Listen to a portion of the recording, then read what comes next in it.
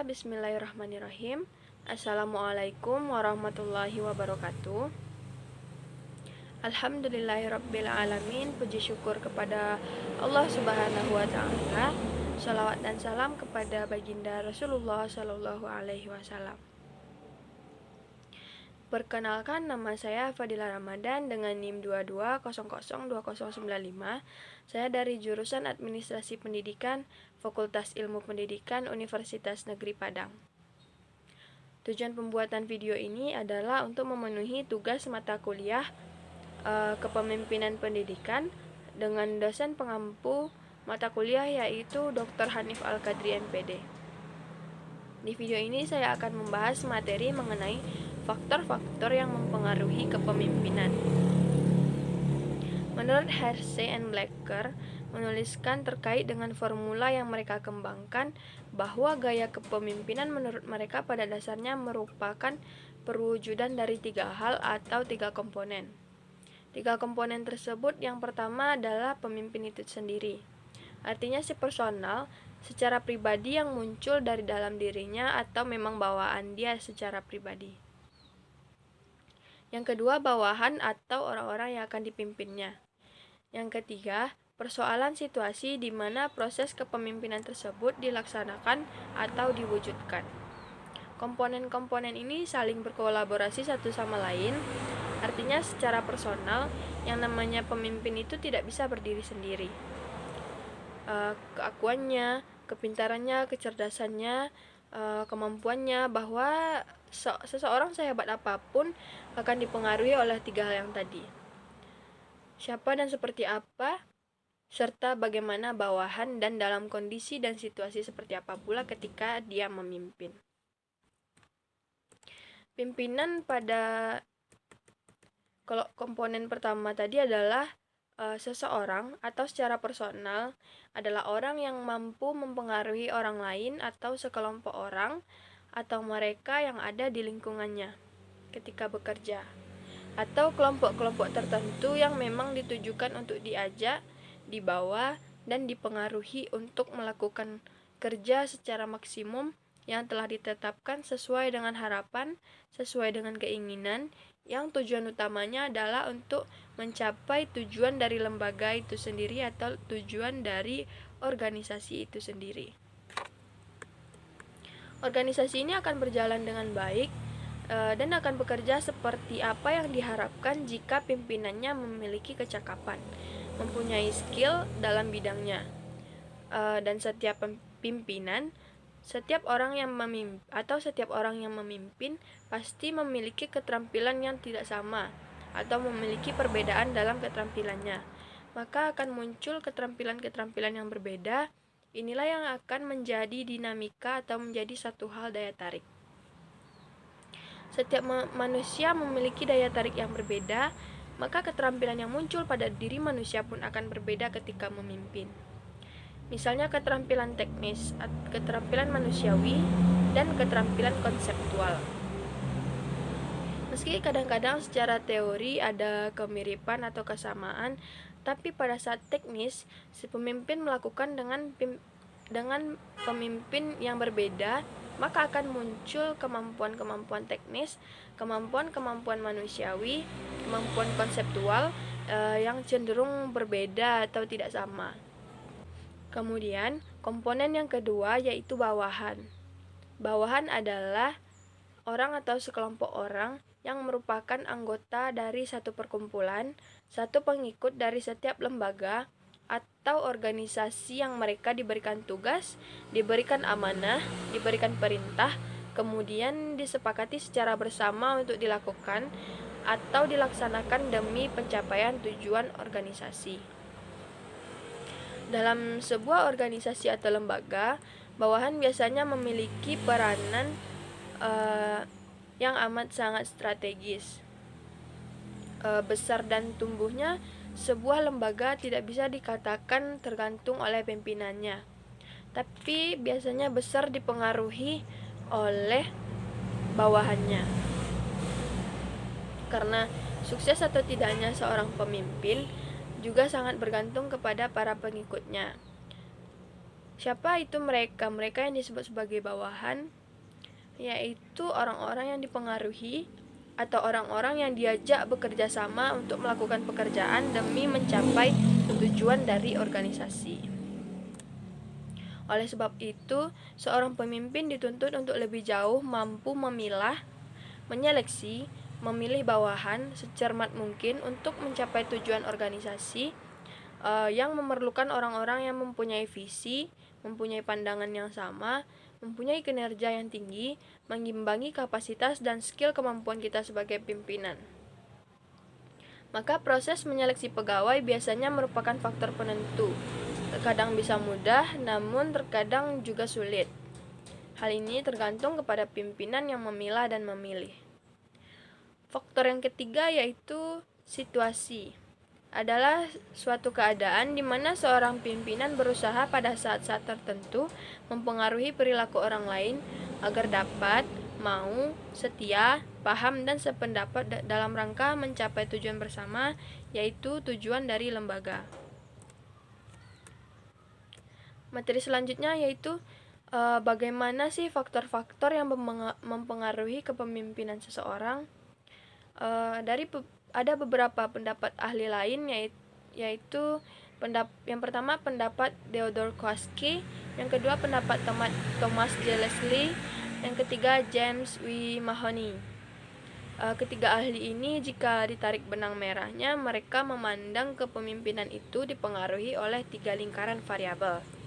Variabel yang pertama yaitu individu, yang kedua organisasi, dan yang ketiga adalah persoalan sosial, yang artinya seseorang jika memimpin sangat dipengaruhi bagaimana dia tampilannya secara personal, bagaimana kemampuannya secara pribadi, secara teknisnya, wawasannya, kepribadiannya, nilai-nilai yang dianut, budaya, dan lain-lain.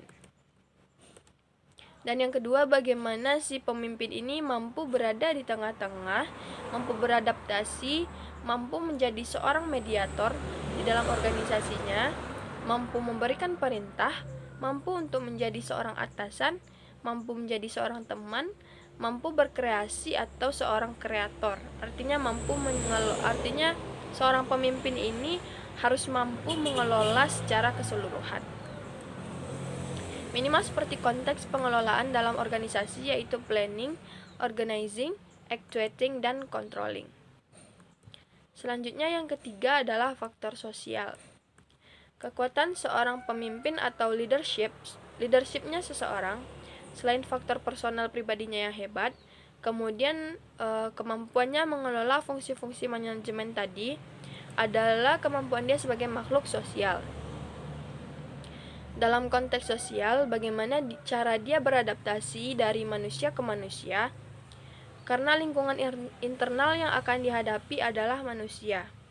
Semakin banyak orang yang dipimpin, maka banyak juga tipikal yang muncul.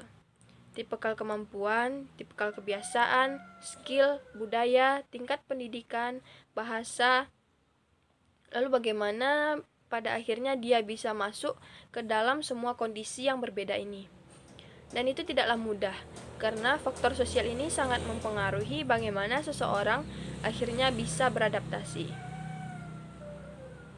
Inilah yang dibahas oleh 3 orang ahli tadi terkait dengan faktor-faktor yang mempengaruhi kepemimpinan seseorang.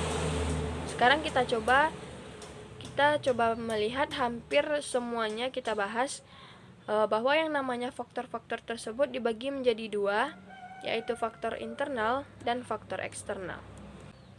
Yang pertama yaitu faktor internal. Artinya sebagai pribadi, sebagai personal, pemimpin memiliki karakter yang unik, yang tidak sama antara satu pemimpin dengan pemimpin yang lainnya, yang membedakannya dengan pemimpin-pemimpin yang lain.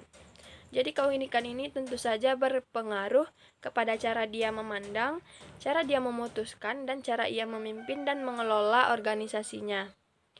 Ada juga memang karakter-karakter bawaan yang pada akhirnya menjadi ciri pemimpin sebagai individu. Ada kompetensi yang terbentuk melalui proses pematangan, pengalaman, dan juga pendidikan. Yang kedua adalah faktor eksternal. Faktor eksternal jika dikaitkan dengan apa yang disampaikan oleh Horsey and Blackhart, ada faktor bawahan dan ada faktor situasi. Yang jelas faktor bawahan adalah faktor yang disebabkan oleh karakter dari bawahan itu sendiri. Semakin banyak bawahan, maka akan semakin banyak karakter yang muncul. Tapi bukan berarti setiap karakter dari bawahan ini kita sebagai pemimpin mendalaminya satu persatu. Kita bisa membagi secara psikologi manusia itu melalui karakter-karakter umum. Ambil titik tengahnya dan itu harus dipahami bahwa ini masuk ke dalam karakteristik yang mana. Di dalam karakter terkait pula status sosial. Jadi memang akan punya kaitan antara satu dengan yang lainnya dan tidak akan bisa lepas ada unsur pendidikan di dalamnya. Ada pekerjaan, ada harapan, ideologi yang terkait dengan bawahan, ada agama, budaya, bahasa. Ini tidak akan pernah sama. Ini akan menjadi tantangan bagi seorang pemimpin dalam mengatur dan mengelola dan mempengaruhi semuanya dengan baik. Dari pembahasan sebelumnya terkait dengan wibawa, ini menjadi faktor penentu dan tanpa disadari memang tidak semua orang memiliki itu. Tanpa diminta, orang lain mampu melakukan apapun tanpa diwajibkan. Orang lain akan mampu mengkaryakan dirinya, loyalitas menyediakan waktu, biaya, tenaga demi lembaga karena kewibawaan yang dimiliki oleh pemimpinnya. Tapi memang tidak setiap orang memiliki wibawa. Tapi wibawa setiap orang itu berbeda-beda. Jika bawahan kita, andaikan seorang siswa atau mahasiswa atau peserta didik, maka sebenarnya pemimpin atau pimpinan akan menjalankan pola kepemimpinan harusnya itu sesuai dengan karakter dari peserta didik. Dan karakter peserta didik ini pun berbeda-beda. Ada yang belum dewasa sehingga pemimpin harus memberikan pendekatan seperti pendekatan pedagogi. Dan ada pula peserta didik yang sudah dewasa sehingga memerlukan pendekatan-pendekatan yang disebut dengan andragogi. Yang ketiga yaitu faktor situasi, yang berkaitan dengan waktu, tempat, dan tujuan. Jadi dapat dijelaskan bahwa secara umum banyak faktor yang mempengaruhi kepemimpinan seseorang. Yang pertama adalah faktor kemampuan personal, yang dimana kemampuan personal ini adalah kombinasi antara potensi sejak pemimpin dilahirkan ke dunia sebagai manusia dan faktor pendidikan yang ia dapatkan. Jika seseorang lahir dengan kemampuan dasar kepemimpinan, ia akan lebih hebat jika mendapatkan perlakuan edukatif dari lingkungan. Jika tidak, ia hanya akan menjadi pemimpin yang biasa dan standar. Sebaliknya, jika manusia lahir tidak dengan potensi kepemimpinan, namun mendapatkan perlakuan edukatif dari lingkungannya, ini akan menjadi pimpinan dengan kemampuan yang standar pula. Dengan demikian, antara potensi bawaan dan perlakuan edukatif lingkungan adalah dua hal yang tidak terpisahkan yang sangat menentukan hebatnya seorang pemimpin. Yang kedua, faktor jabatan. Pengertian jabatan adalah struktur kekuasaan yang pemimpin duduki. Jabatan tidak dapat dihindari terlebih dalam kehidupan modern saat ini. Semuanya seakan terstrukturifikasi. Dua orang mempunyai kemampuan kepemimpinan yang sama, tapi satu mempunyai jabatan dan yang lain tidak, maka akan kalah pengaruh. Sama-sama mempunyai jabatan tetapi tingkatannya tidak sama, maka akan mempunyai pengaruh yang berbeda pula. Dan yang ketiga, faktor situasi dan kondisi. Pengertian situasi dan kondisi adalah kondisi yang melingkupi perilaku kepemimpinan. Di saat situasi tidak menentu dan kacau, akan lebih efektif jika hadir seorang pemimpin yang karismatik.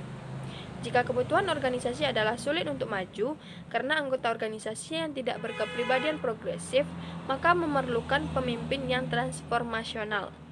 Jika identitas yang akan dicitrakan organisasi adalah religiulitas, maka kehadiran pemimpin yang mempunyai kepemimpinan spiritual adalah hal yang sangat signifikan. Begitulah situasi yang berbicara, ia juga memilah dan memilih kemampuan dari para pemimpin. Apakah ia hadir di saat yang tepat atau tidak? Sekian penyampaian materi dari saya. Mohon maaf apabila ada kesalahan. Saya akhiri dengan Assalamualaikum warahmatullahi wabarakatuh.